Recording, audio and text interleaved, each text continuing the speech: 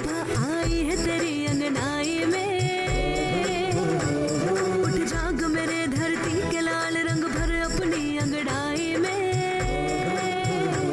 ये धरती अन्न की जननी है, कुछ और न इससे पैदा कर।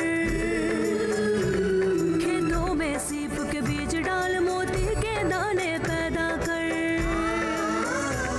खेतों को हर एक झूलर दे, सौ रंग दे फसल के फूलों को। फागुन को लाल गुलाल रंग दे, गीत सावन के झूलों को। नई सोच, नई सोच, नई सोच। ये तुम्हारा भ्रम है, लेने के देने पड़ जाएंगे तुम्हें। तुम कहाँ जा रही हो? अजय से मिलने जा रही हूँ, वो हॉस्पिटल में है। अभी वहां जाना तुम्हारा ठीक नहीं है, वो लोग बहुत गुस्से में हैं, तुम्हें भी नुकसान पहुंचा सकते हैं डिम्पी। वैसे एक लड़की के हाथों मार खाने की जो तुम्हारी आरजू है, वो तुम्हारी बीवी जरूर पूरा करेगी। बड़ी मुश्किल से माना है वो, आइंदा से ध्यान रखिएगा। अरे कोई भी बात है, उसे प्यार से भी तो समझाया जा सकता है ना। मैं सोच रहा था कि मैं दिल्ली चला जाऊं, यहाँ का काम भी बढ़ नहीं रहा है। कम से कम दिल्ली का जो बिजनेस है उसे तो संभालूं। यहाँ पर तो तुम और तुम्हारा भाई संभाल ही लेंगे, पर उसको ये समझा देना कि यहाँ जो भी करेगा उसे खुद ही झेलना पड़ेगा। जीजा नहीं आएगा संभालने के लिए। आप उसकी फिक्र मत करो, हम सब हैं यहाँ, उसे संभाल लेंगे। उसकी दीदी किसी से कम नहीं है, हम लोग संभाल लेंगे उसे। अच्छा है, कुछ बोझ हमारा भी हल्का हो जाएगा। जीजा जी, हाँ, मैं एजेंट को आपके टिकट के लिए बोल दूं? बहुत जल्दी है, देखो ये भी चाहता दिल्ली चला जाऊं। अरे ऐसी बात नहीं है जीजा जी, अब दिल्ली में आपका इतना बड़ा कारोबार है तो संभालना तो होगा ही ना। मैं भी तेरे जीजा जी से यही कह रही थी कि आप दिल्ली जाइए, यहाँ का बिजनेस हम दोनों संभाल लेंगे। अपने भाई को संभालो, यही वो बड़ा काम होगा मेरे लिए। एक बेटी है, वो भी अपने मन की है। अजय से मिलने हॉस्पिटल चली गई है। मैंने उसे रोका था। कोई कंट्रोल में है क्या तुम्हारे? मामा जी, ये जानते हुए भी कि अजय मेरा दोस्त है, आपने तो मारने की कोशिश की। उसको कुछ हो जाता तो? मम्मी, इन्होंने अजय को जान से मारने की कोशिश की है। वो अजय उस दामिनी के पीछे मारा मारा फिर रहा है, और एक तू है, उसे अपना समझकर बैठी है। दीदी, अजय तो इसका भी मजाक बनाता है। ये मेरे और अजय के बीच का मैटर है, आपको इससे क्या मतलब है? डिम्पी, अपनी आंखें खोलकर देखो और समझो, वो लड़का तुम्हारे लिए सही नहीं है। मामा जी! चुप कर! पागल हो गई है क्या तू? हाँ, मैं पागल हो गई हूँ। अगर मेरे अजय को कोई मारने की कोशिश करेगा तो मैं बर्दाश्त नहीं करूंगी। कब से वो तुम्हारा हो गया? वो दिन भूल गई जब तुम्हारा रिश्ता उसने ठुकराया था? तुम्हारे कारण उन भिखारियों के घर जाना पड़ा, जिनका मुंह भी देखना पसंद नहीं करता हूं मैं, उनकी बातें सुननी पड़ती है मुझे। जो कुछ भी हुआ हो, लेकिन इन्हें अजय को मारने का हक नहीं है।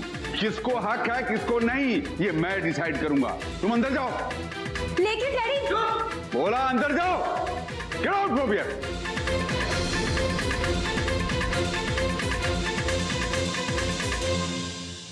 इस लड़की को ना तो किसी की तमीज रही है, ना रिस्पेक्ट। ये लड़की तो हाथ से निकलती जा रही है। यही तो अफसोस है। माँ बाप जो भी करते हैं अपने बच्चों के लिए करते हैं। ऐसे बच्चों के लिए कुछ करके भी कुछ हासिल होने वाला नहीं है। ये लड़की कुछ भी समझने को तैयार नहीं है। इतना परेशान होने की जरूरत नहीं है जीजा जी, धीरे धीरे समझ जाएगी। देखिए, मैं तो कहता हूं कि आप इसे अपने साथ दिल्ली ले जाइए। वहां अपने दोस्तों के साथ रहेगी तो शायद अजय को भूल जाए। मैं वहां जाकर परेशान नहीं रहना चाहता हूं। अपनी लड़की संभालो। क्यों, आपकी बेटी नहीं है क्या वो? पहले तो लाड प्यार करके उसे सर पर चढ़ा लिया, अब जब संभाली नहीं जाती तो सारा जिम्मेदार मुझे बना दिया। मैं तुम्हें जिम्मेदार नहीं ठहरा रहा हूं, मगर एक माँ ही अपने बच्चे को संभाल सकती है और समझा सकती है। तुमको उस लड़की को समझाने की जिम्मेदारी लेनी ही पड़ेगी। मुझे इसका फ्यूचर अच्छा नहीं दिखता है। इतना परेशान होने की जरूरत नहीं है। उस अजय के हाथों 2-4 बार ठुकराई जाएगी ना तो सारी अकल टिकाने आ जाएगी। कुछ औलादें होती हैं ऐसी जो उम्र भर माँ बाप को तकलीफ देती हैं। शायद हमारे भाग्य में भी यही है। मेरी चले तो मैं उस अजय को ऊपर ही भेज दूं। देखो, उसके कारण दीदी और जीजाजी दोनों दुखी हो गए हैं। मेरी भांजी भी रो रही है। तुझे तो नहीं छोड़ूंगा अजय। मुझे आज बहुत खुशी है कि अजय पूरी तरह से ठीक होकर घर जा रहा है। मैं सभी डॉक्टर्स, नर्सेज और वार्ड बॉयज का दिल से धन्यवाद कहना चाहती हूँ। आप लोगों की सच्ची मेहनत और लगन से अजय बिल्कुल ठीक हो गया है। आपके आशीर्वाद और प्यार की वजह से हम खुशी खुशी अपने घर लौट रहे हैं। मगर एक बात जो मुझे समझ है वो ये कि हॉस्पिटल में जितने स्टाफ्स होने चाहिए उतने नहीं हैं। वो चाहे डॉक्टर्स हो, वार्ड बॉयज हो या नर्सेज हो, जितनी मात्रा में होने चाहिए उतनी मात्रा में नहीं है। मैं हॉस्पिटल के सभी स्टाफ से कुछ कहना चाहती हूँ। समय बहुत ही तेजी से बदल रहा है। देश में नए नए आयाम स्थापित किए जा रहे हैं। ऐसे में हमें भी समय के साथ चलना होगा, वरना समय की गाड़ी हमें बहुत ही पीछे छोड़ देगी। मैं डॉक्टर और हॉस्पिटल स्टाफ्स को भरोसा दिलाती हूँ कि यहाँ जिस भी सामग्री की कमी होगी, जैसे bed machinery, equipments, doctors, nurses, ventilators, oxygen machines, medicine और ऐसे उपकरण जो हॉस्पिटल की आवश्यकता को पूरा करते हो, उन सारे उपकरणों की व्यवस्था मैं खुद करूंगी। क्योंकि जब सरकार हमारे साथ है तो डर किस बात की। एक अच्छा हॉस्पिटल जो जरूरी सुख सुविधाओं से परिपूर्ण हो, उसका हर गांव और शहर में होना बहुत जरूरी है। और गंगापुर की सरपंच होने के नाते मैं दामिनी सहाय वो सारी सुविधाएं आपको मुहैया करवाऊंगी।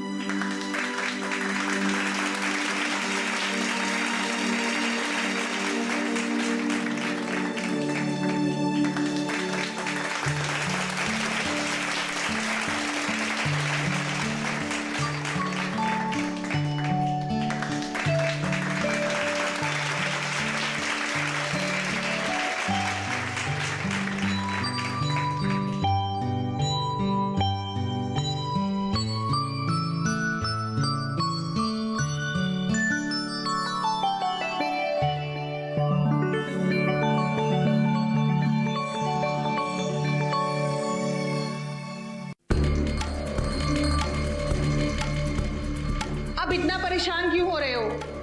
जो तुमने करना था वो कर दिया, जो होना था वो हो चुका। जब तुम्हारे जीजाजी ने पहले तुम्हें कहा था कि उस अजय को प्यार से बहला फुसलाकर अपनी तरफ कर लो ताकि हमें किसानों की जमीन आसानी से मिल जाए, तब तो तुमने सुनी नहीं। मारपीट पर क्यों उतर आए तुम?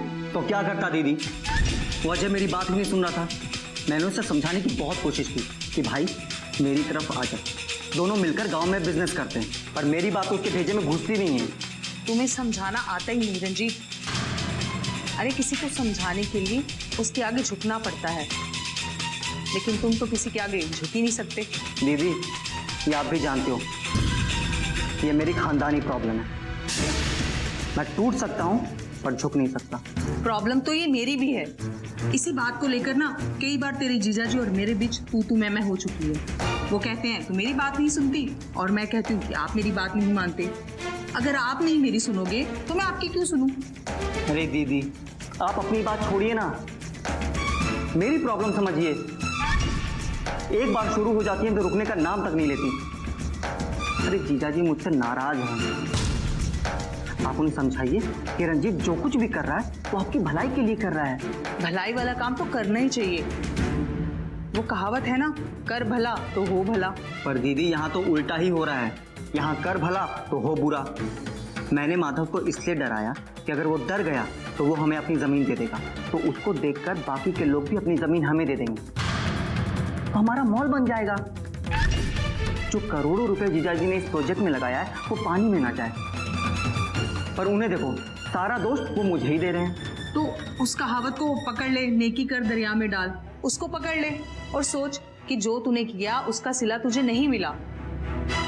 लेकिन तू चिंता मत कर, तेरे जीजाजी से बोलकर मैं तुझे तेरे किए कामों का सिला जरूर दिलवाऊंगी। दीदी आपको बस फालतू की बात ही सूझती है क्या? अरे मेरी प्रॉब्लम को तो समझो। सुना है कि वो दामिनी केस करने जा रही है। अगर उसने ऐसा कुछ किया ना दीदी तो मैं उसे भी नहीं छोड़ूंगा। चुप कर तू, अब ये एक मुसीबत से निकला नहीं है और दूसरे में फंसने की तैयारी में लगा है। अजय को मारा तो इतना प्रॉब्लम आ गया, अगर उस दामिनी को मारा ना तो तू बर्बाद हो जाएगा। अब चाहे बर्बाद हो या आबाद, मैं झुक नहीं सकता। जो मेरे रास्ते में रुकावट बनेगा मैं उसे धूल चटा दूंगा।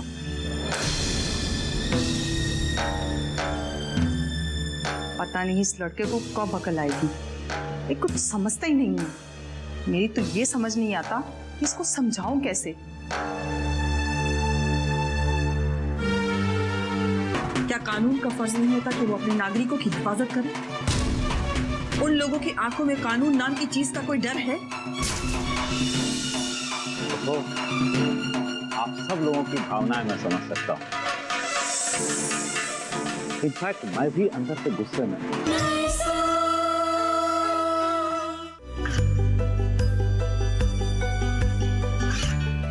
गांवों और पिछड़े क्षेत्रों में सरकारी योजनाओं की जानकारी पहुंचा। देश में कौशल और क्षमता विकास कर ग्रामीणों को सामाजिक बदलाव और विकास से जोड़ने की दूरदर्शन किसान की पहल चौपाल चर्चा देखें सोमवार से शुक्रवार सुबह 9 बजे।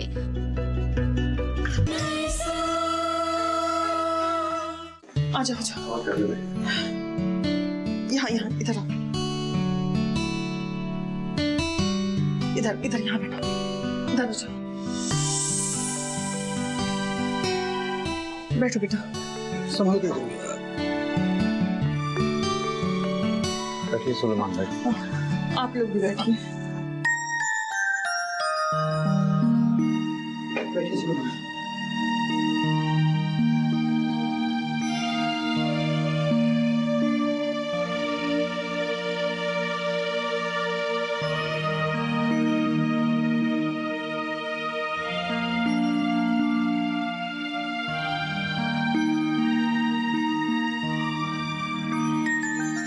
मुझे लगता है कि तुम्हें जाके अंदर आराम करना चाहिए। इसकी कोई जरूरत नहीं है, मैं यहीं ठीक हूँ। मनीषा, मैंने तो नहीं किया। लोगों के बीच रहेगा तो थोड़ा दर्द भी कम महसूस होगा। उसने जो हमारे अजय को दर्द दिया, दर्द अब हम उस रंजीत को देंगे। पहले माधव को मारा और अब अजय बेटा पे हाथ उठाया है उसने। उनकी हिम्मत बढ़ती जा रही है। इन्हें अगर सबक नहीं सिखाया गया तो ये कोहराम मचा देंगे। हाँ सुलेमान, अन्याय सहना उतना ही गलत है जितना कि अन्याय करना। दुश्मनों को बातों से नहीं लातों से समझाते हैं। वो तो इनकी तकदीर अच्छी थी कि मैं वहां मौजूद नहीं था, और अब की बार वो यहाँ से जिंदा वापस नहीं लौट के जाते। उनकी लाशें जाती जगदीश राज के पास। साजन भैया, हम उनकी तरह गैर जिम्मेदार नहीं हैं। कोई भी कदम उठाने से पहले हमें 10 बार सोचना होगा, और उनकी तरह हम ऐसे कानून को हाथ में नहीं ले सकते। वो कानून का पालन करते हैं? पता ही, वो लोग हर गैर कानूनी काम करते हैं। मजलूम किसानों की जमीन हड़प करते हैं। अगर वो जमीन नहीं देते हैं तो उनको मारपीट करते हैं और उनकी जमीन छीन लेते हैं। और आप जैसे लोग हमारी मदद करते हैं तो आपको भी मारपीट करते हैं। क्या कानून का ठेका हम लोगों ने लेके रखा है? हम सब एक जिम्मेदार नागरिक हैं। और कानून का पालन करना हम सबका फर्ज है। और कानून का क्या फर्ज है तेरे को? क्या कानून का फर्ज नहीं होता कि वो अपने नागरिकों की हिफाजत करे? उन लोगों की आंखों में कानून नाम की चीज का कोई डर है? तो आप सब लोगों की भावनाएं मैं समझ सकता हूं। इनफैक्ट मैं भी अंदर से गुस्से में हूं। लेकिन दामिनी ठीक कहती है, अगर हम भी उनकी तरह कानून को हाथ में लेने लगे तो हम में और उनमें फर्क क्या रह जाएगा? आप लोग इसलिए उनकी बुराई कर रहे हो ना कि वो गैर कानूनी काम कर रहे हैं, कानून को अपने हाथ में ले रहे हैं। तो क्या हम भी उन बुरे लोगों में अपना नाम लिखा लें? सरकार की जिम्मेदारी होती है पापा, उसके स्टेट में लॉ एंड ऑर्डर बना रहे। रंजीत राज जैसे लोग जब छुट्टा घूमेंगे और उसके जीजा जगदीश राज जब उसका बचाव करेगा तो कानून की धज्जियां तो उड़ेगी ना, पब्लिक रोड पे आ जाएगी। अजय ने अच्छा रास्ता सुझाया है। हमें चलकर एसडीएम साहिबा से बात करनी होगी। अगर उन्होंने जल्द से जल्द रंजीत को अरेस्ट नहीं करवाया तो हम सब सड़क पर उतरकर उनके खिलाफ आंदोलन करेंगे। लेकिन पुलिस एसडीएम के अंडर में नहीं होती बेटा, पुलिस एसपी के अंडर में होती है। वैसे लॉ एंड ऑर्डर मेंटेन करना एसडीएम की ही ड्यूटी है। एसडीएम जो कहेगा पुलिस फोर्स को वही करना पड़ेगा। लेकिन दामिनी बहन, उनके अंदर सरपंच का खौफ ही कहाँ है? उन्होंने तो पूरे गांव को जंगल राज बना के रखा है। साजन भाई, सरपंच पूरे गांव का होता है और हमें अपने सरपंच के साथ खड़ा होना होगा।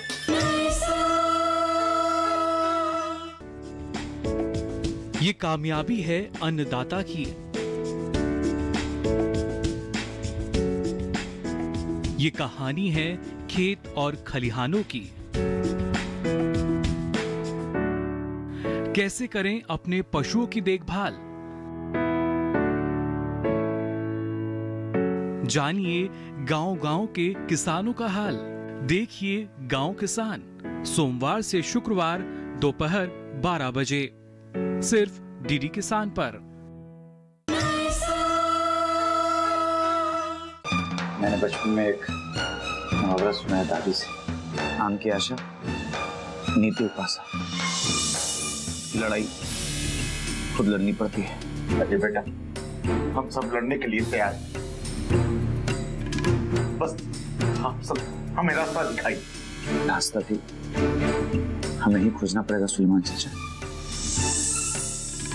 जब वो हम पे हाथ उठा सकता है तो सोचिए, क्या वो एक गरीब को छोड़ेगा, अत्याचार करेगा उस पर? थोड़ा भी डर नहीं लगेगा अत्याचार करते हुए? गांव के हर एक गरीब परिवार के साथ दामिनी खड़ी मिलेगी। जब उन लोगों ने मुझे सरपंच पद के लिए चुना है तो उनकी हिफाजत करना भी मेरा फर्ज है। अब जगदीश राज जैसे लोगों को मैं और मनमानी नहीं करने दूंगी। लेकिन दामिनी बहन, उनके अंदर सरपंच का खौफ ही कहाँ है? उन्होंने तो पूरे गांव को जंगल राज बना के रखा है। साजन भाई, सरपंच पूरे गांव का होता है और हमें अपने सरपंच के साथ खड़ा होना होगा, ताकि उनके मन में हम सबकी एकता का डर बैठे। एक तो हम सब पहले से ही हैं सुलेमान चाचा, अब हमें एक साथ मिलकर के उनके खिलाफ लड़ते हुए दिखना भी होगा। संजीत राज और जगदीश राज जैसे लोग जहां कहीं भी गलती करते हुए दिखे, हमें सब एक साथ मिलकर के उनके खिलाफ उतरना होगा, उनका विरोध करना होगा। शांत मत बैठिए आप लोग, देखते हैं ये पुलिस प्रशासन हमें कब तक रोकती है। वो इंस्पेक्टर हुकुम सिंह और जगदीश राज के साथ भले ही मिल जाए, लेकिन वो पूरे प्रशासन को नहीं मिला सकता है। हमें एसपी और डीएम तक पहुंच करके अपनी आवाज उठानी पड़ेगी। हाँ, अब हम चुप नहीं बैठेंगे। जहां जाना होगा, जिससे मिलना होगा, जाकर मिलेंगे, लेकिन अब हम इनका अत्याचार बंद करके रहेंगे। हम मजबूती से एक साथ डट के खड़े होना, ये खुद ब खुद भाग जाएंगे। जुल्म की उम्र लंबी नहीं होती है। ये लोग भले ही ऊपर से शक्तिशाली होने का दिखावा कर लें, लेकिन ये अंदर से हैं बड़े ही कमजोर। इन्हें पता है कि ये गलत काम कर रहे हैं। अरविंद भाई, आपने बिल्कुल सही कहा। इन लोगों के अत्याचार दिन प्रतिदिन बढ़ते ही जा रहे हैं। पहले माधव भाई और अब अजय भाई, हमको विरोध करना ही होगा। पापा, उस समय क्या अलग था जब गलत लोगों के मन में डर लगा रहता था। आजकल का समय बहुत अलग हो गया है। आजकल जो गलत लोग होते हैं ना, वो मजबूती के साथ हल्ला मचाते हैं और जोर जबरदस्ती से अपनी बात रख।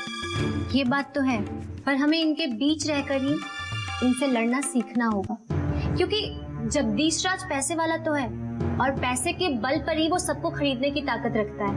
अब हमें और ज्यादा सतर्क होकर इनसे लड़ाई लड़नी होगी। लेकिन अब ये मामला गांव और गांव की पंचायत से नहीं सुलझेगा, क्योंकि इन्हें पंचायत का डर है ही नहीं। मेरी तो सलाह यह है कि तुम लोग जमीन वगैरह के मामले को एसडीओ के साथ उठाओ और जो रंजीत का क्रिमिनल रिकॉर्ड है ना, उसको लेकर एसपी से मिलो। हम जब एक साथ सरकार के सामने अपनी आवाज रखेंगे ना, तो सरकार जरूर सुनेगी। लेकिन इस रंजीत को मैं छोड़ने वाली नहीं। सजा तो मैं उसको दिलवा के रहूंगी, चाहे मुझे इसके लिए आईजी तक क्यों न जाना पड़े। उसकी इतनी मजाल कि वो मेरे बेटे पर हाथ उठाए। देखो मनीषा, या अजय हो या माधव, किसी एक पर अगर उसने हाथ उठाया तो पूरे गांव पे हाथ उठाने वाली बात हो गई ना। हम सबको एक होकर इसके खिलाफ लड़ना पड़ेगा। हाँ, और यही एकता हमारी ताकत है। जगदीश राज के पास पैसे हैं तो क्या हुआ, गुंडे हैं तो क्या हुआ, हमारे पास लोगों की ताकत है। हमारे पास लोगों की एकता है और सच्चाई है। कहते हैं ना, सत्य परेशान हो सकता है लेकिन पराजित नहीं, और सत्य के साथ हमेशा ही ईश्वर होता है, और ईश्वर जिनके साथ होते हैं वो कभी हारता नहीं। लेकिन दामिनी बहन, गरीब आदमी तो टूट जाता है ना, लड़ने की शक्ति बचती कहाँ है, और फिर झूठ बलवान हो जाता है। बिल्कुल सही कहा बसंती भाभी। सोना जितना आग में तपता है उतना खरा होता है। या तो जगदीश राज को इस गांव से भागना होगा, या उसको सुधारना होगा।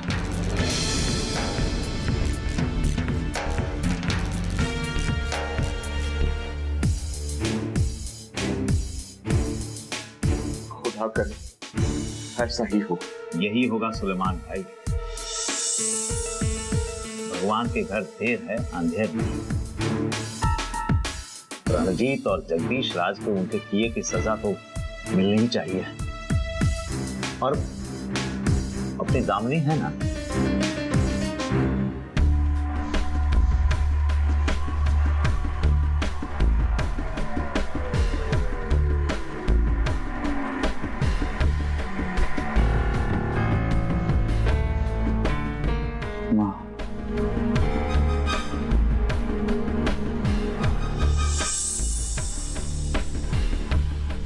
हे ईश्वर, मुझे इतनी शक्ति देना कि मैं इन सब की उम्मीदों पर खरा उतर सकूं।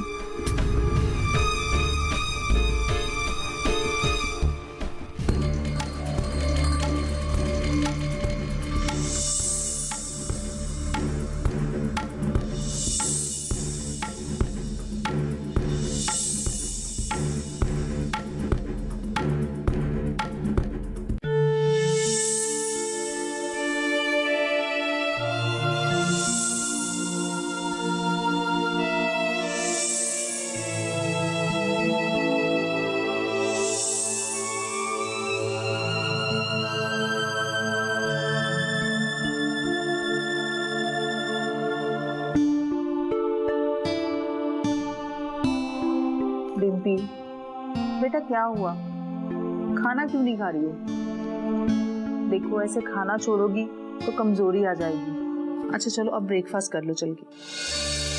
बेटा हम सब यहाँ तुम्हारे अपने हैं, यहाँ कोई तुम्हारा दुश्मन नहीं है, सब तुम्हारा भला चाहते हैं। झूठी तसल्ली मत दो मम्मी, यहाँ मेरा कोई भी अपना नहीं है। मैं बिल्कुल पराई हूँ, यहाँ पर बिल्कुल अकेली हूँ। ऐसे क्यों कह रही है?